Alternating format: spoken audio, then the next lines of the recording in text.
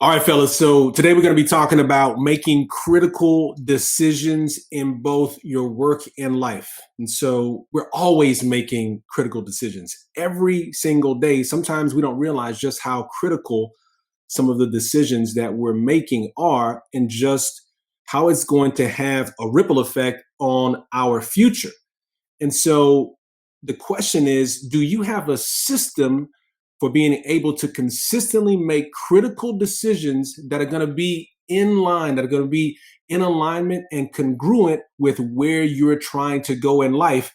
And also decisions that you can make sure that you don't regret in the future. Today on Elite Performance with Dr. Brad. Let's get it.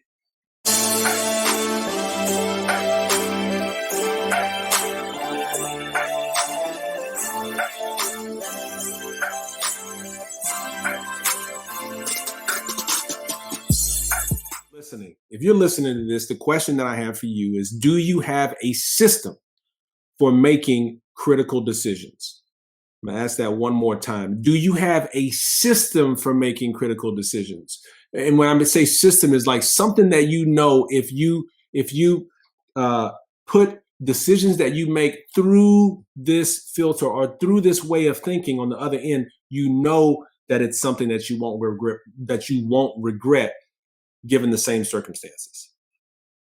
And so decisions that we make are extremely important. Oftentimes we don't even think about we don't think about the weight that of the decisions that we make on a daily basis. I mean, we make tons of decisions whether we realize it or not in our day.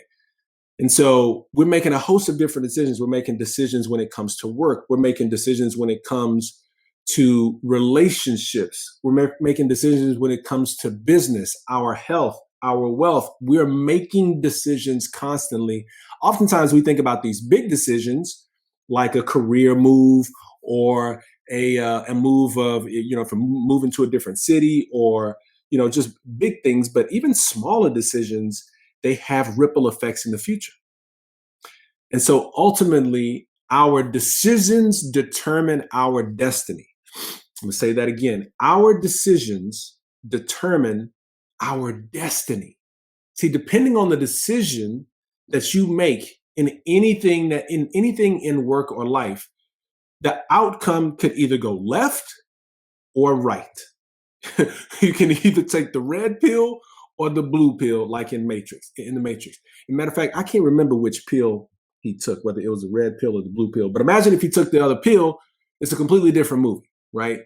But depending on a decision, it could go good, things can go good, or things can go bad. Things can be favorable or they can be unfavorable.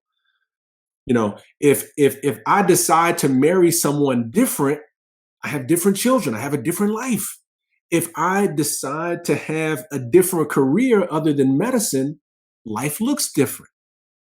If I decide to something as small as hit the snooze button, that's a decision, then I'm possibly late for work, which could turn into other things. And so, and then what do I say yes to? What do I say no to? What opportunities do I say yes or no to, that I agree or disagree to?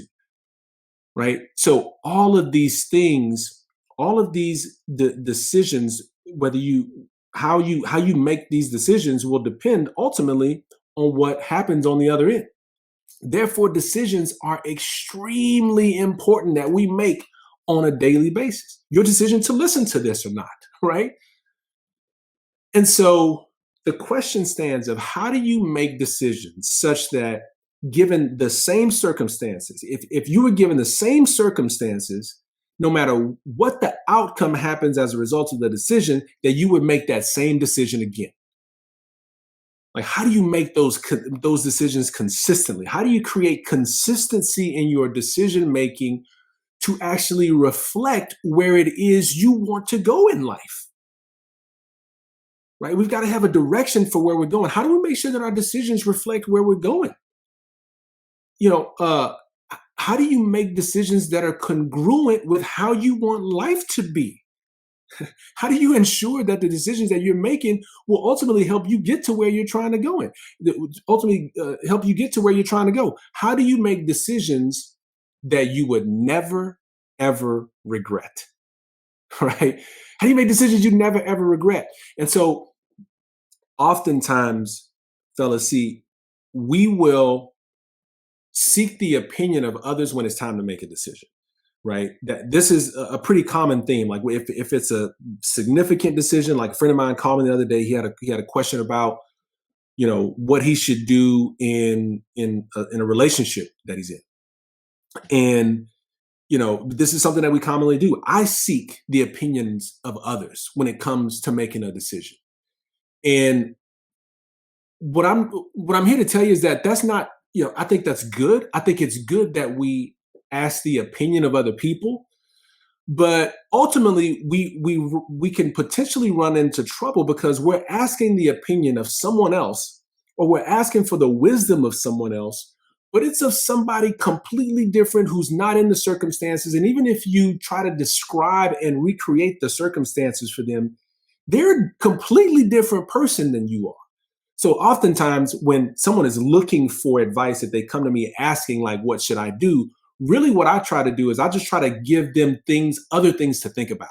And so when I'm gathering information, when I'm gathering wisdom from other people to ultimately make a decision, I'm really gathering information to get as much information as I possibly can so that I can make the best decision, right? But I'm not necessarily making my decision based on what they say I should or should not do, right? But oftentimes we do that. We're like, hey, man, what should I do? What should I not do?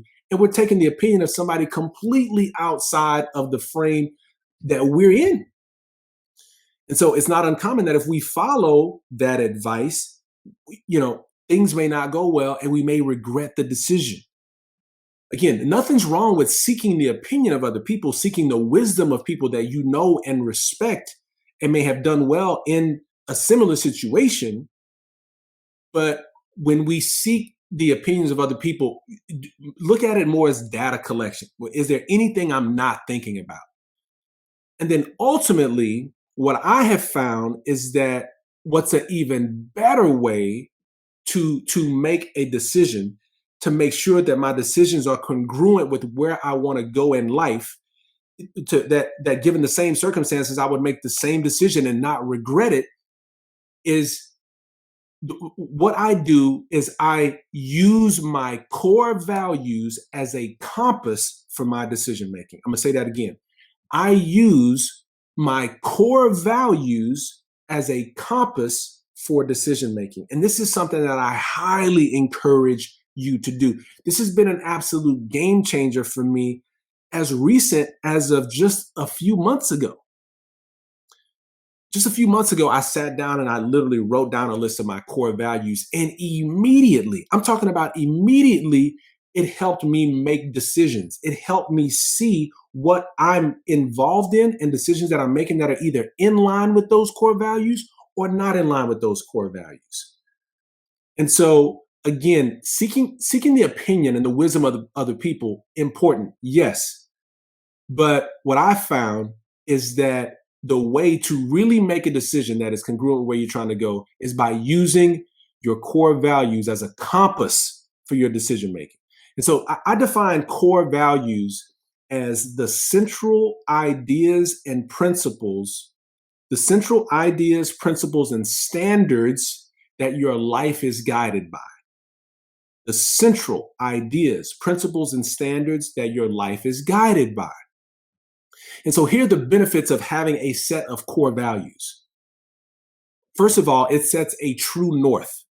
What I mean by that is it sets a way that you can put every decision that you make through this filter, and you can know whether you are off kilter or not. Filter, off kilter, man, I'm just rhyming today, but you know what I'm saying. It's like you have a way to be able to make sure you have a true north. So if you are kind of straying away and maybe the decisions that you're making may not be as clear, you can always look at the core values and say, this is my true north. This is my compass. This is how I am. This is how I show up in the world. And I need to make sure that whatever decision I'm making is in alignment with my core values. So it sets a true north and keeps you in the right direction.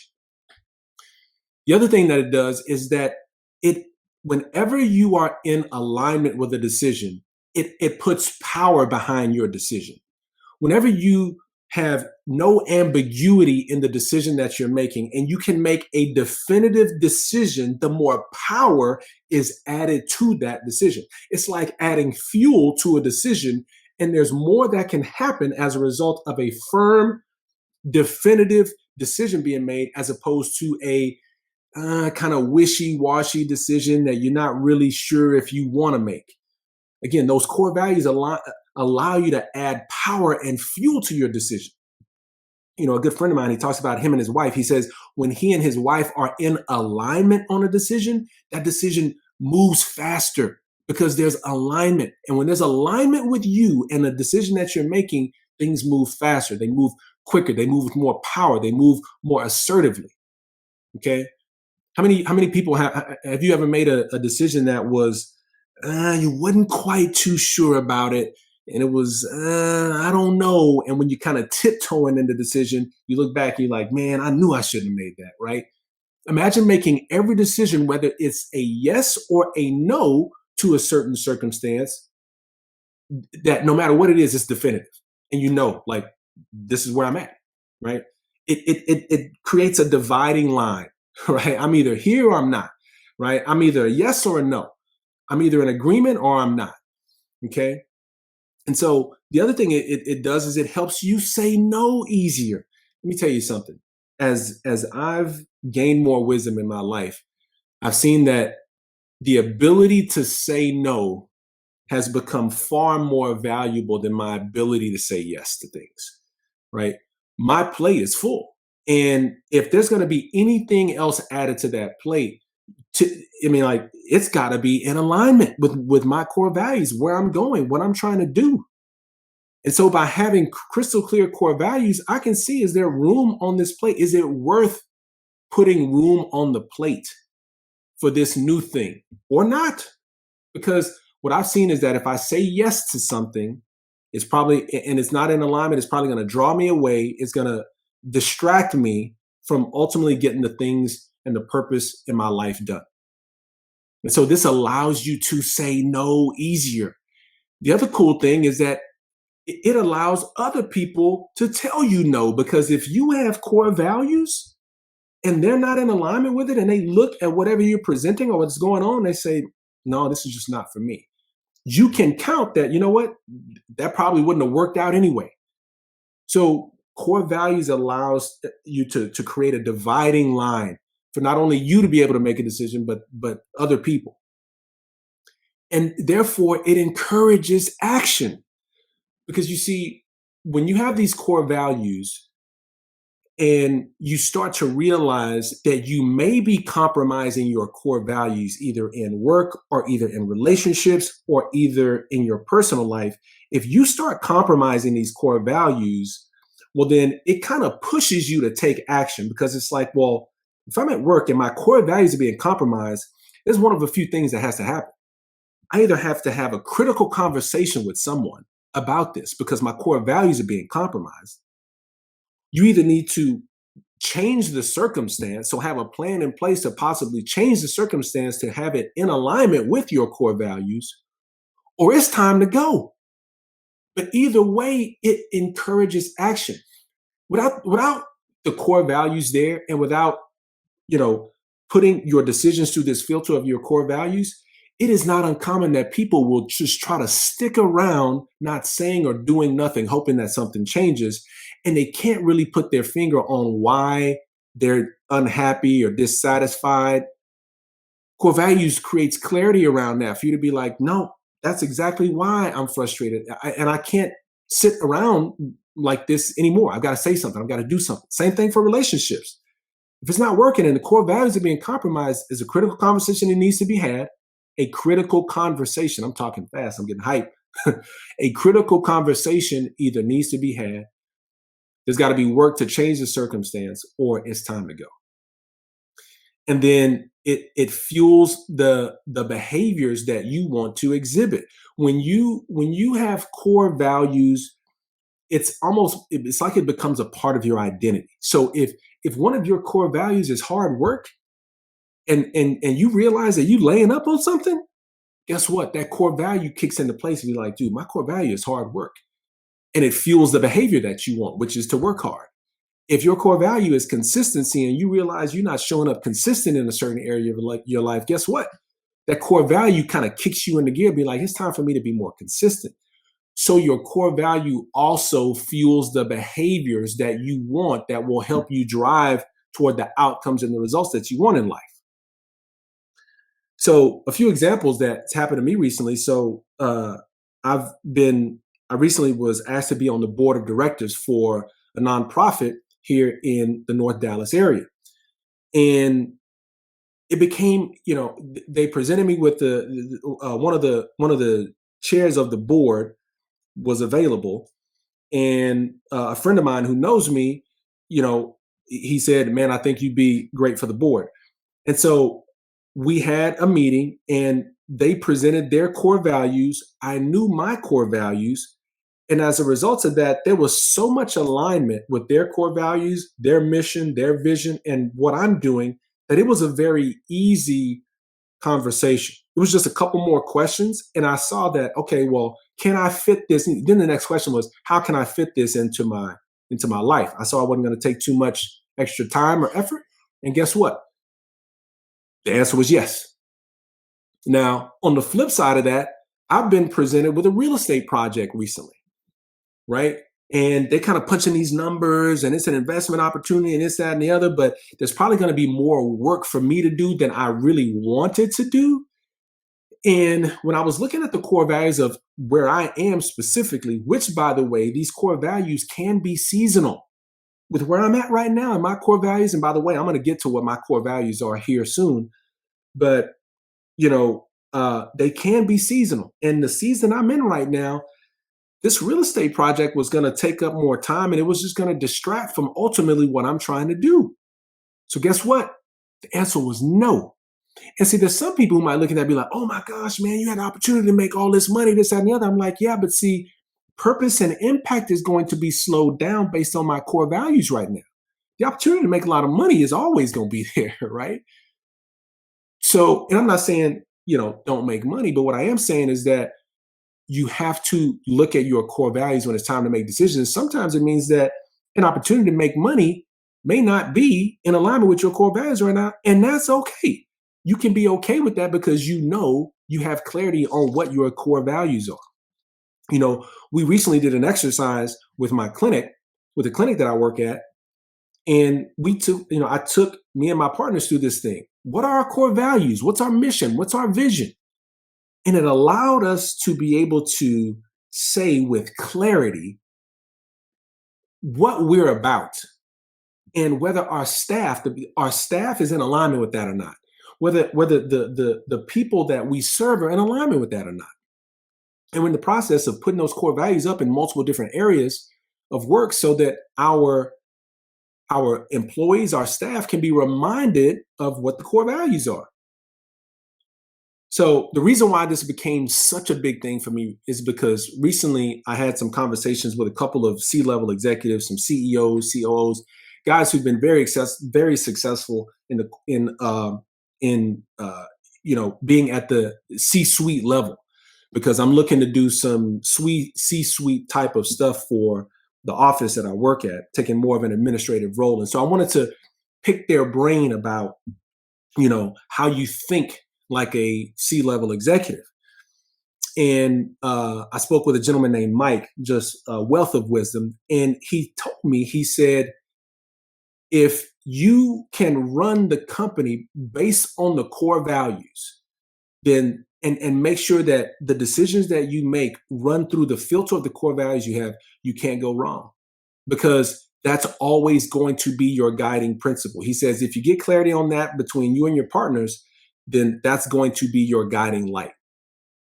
And then I started looking at what it was already doing for my life. I was like, wow, this is huge.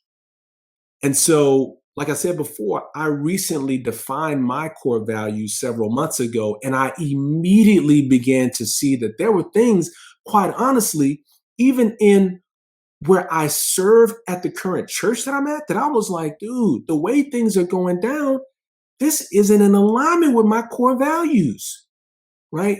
And that's fueled a critical conversation with a leader that I work with. But I couldn't put my finger on why there was this level of dissatisfaction. As soon as I made my core values, I was able to see that, oh, wow, the reason why, I'm having this dissension and some of this dissatisfaction is because some of my core values have been compromised. And same thing happened at work in the past. Like, so, but again, it fueled a critical conversation for things to change, or for me to be able to decide, hey, is it time to go? But it fueled action. And so hopefully you understand the importance of core values. What I'm going to help you do now is walk you through how to make a list of core values if you don't already have them. All right. So I've got 5 steps here on how to make a list of core values. First step is you don't want to have a million core values. I like to keep them between 4 and 7 core values, somewhere between 4 and 7 core values. All right. That's step number 1, 4 to 7. Second step is I just want you to freely write down these core values. As a matter of fact, I want you to write down more than 7, but I just want you to freely write. I don't want you to think. And here's what I want you to write. Here's the answers, or here's the questions I want you to answer as you're writing down. What values really matter to you? What values currently really matter to you? Write those down. What principles of life do you currently value and try your best to live by? What principles of life do you value and try to currently live by? How do you want life to look in the future? And tied to that question, what values need to be in place in order for you to get there? How do you want life to look, and what values need to be in place in order for you to get there? Write all of those things down. I just want you to write freely. Then the third step is I want you to just narrow it down to 4 to 7. This is probably going to be the toughest part, is getting it down to 4 to 7. But the less the better, right? The less the better, because these are core values. I'm talking about the core. I ain't talking about the superficial values. I'm talking about the core, the deep values, right?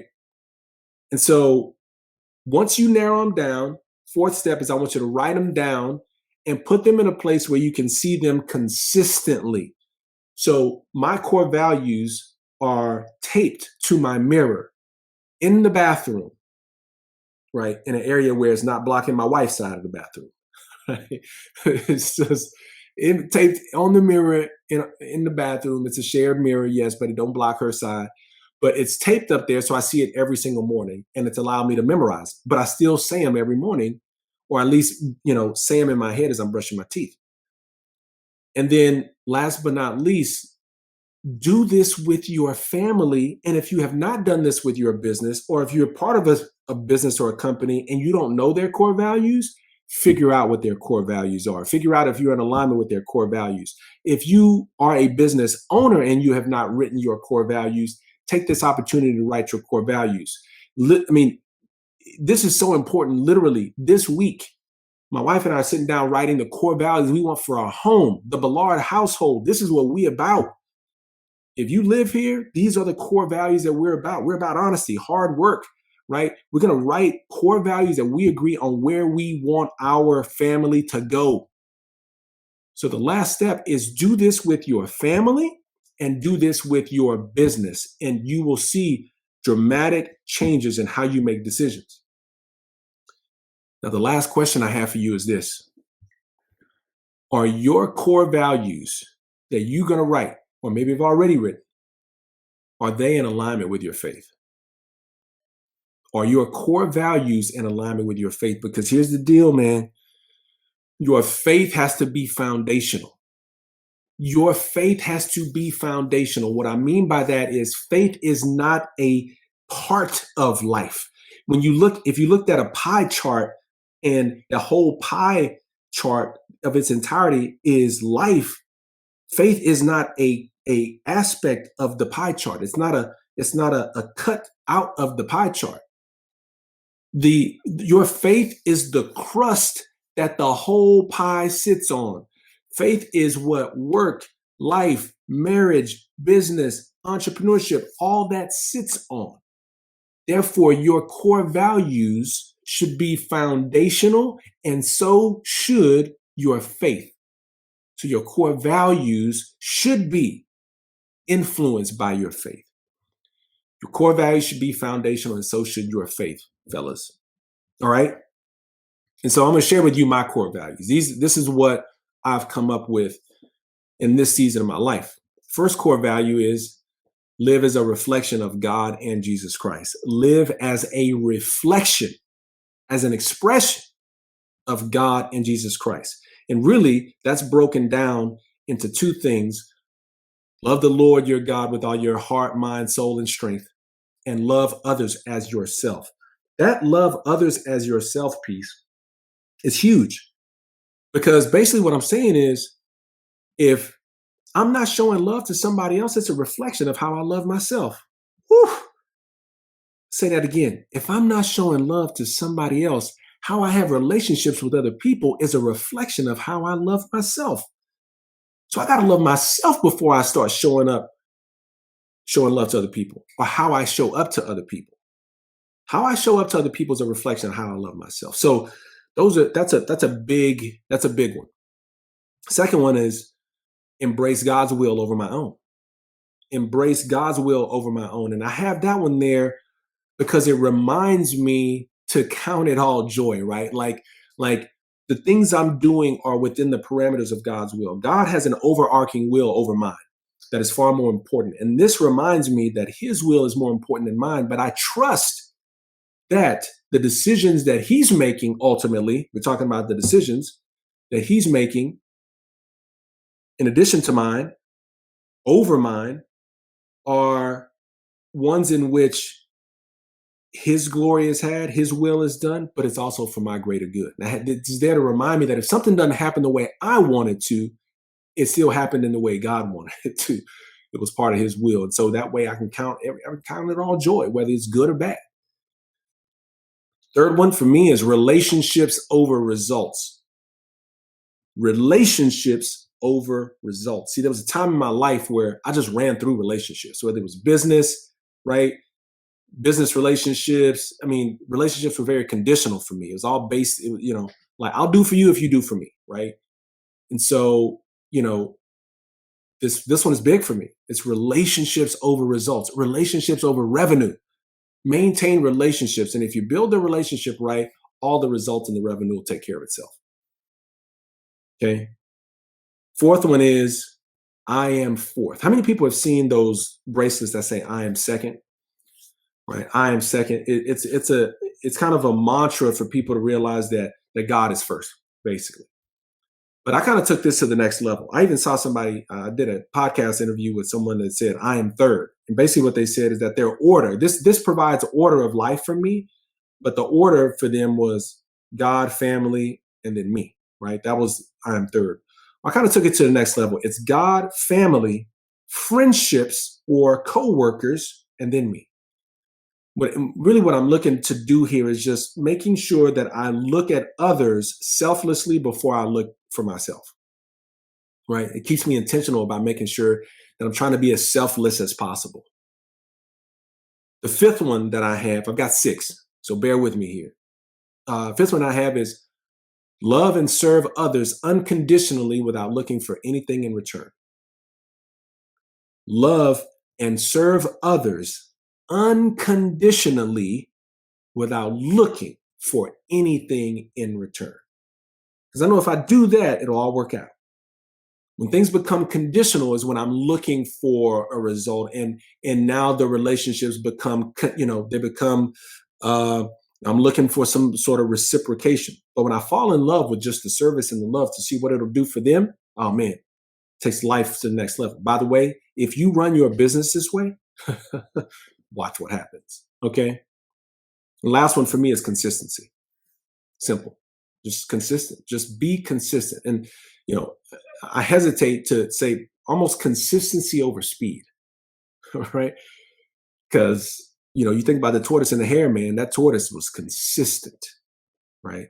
Just stay consistent in every area of my life. Consistent, consistent, consistent.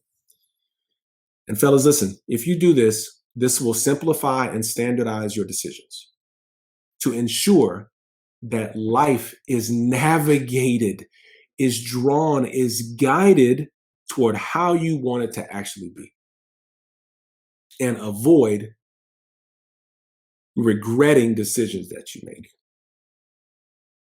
Man, I really hope this helps you as much as the whole concept and idea of core values have helped me. And as always, fellas, if I can help get some clarity around those core values, hit me up.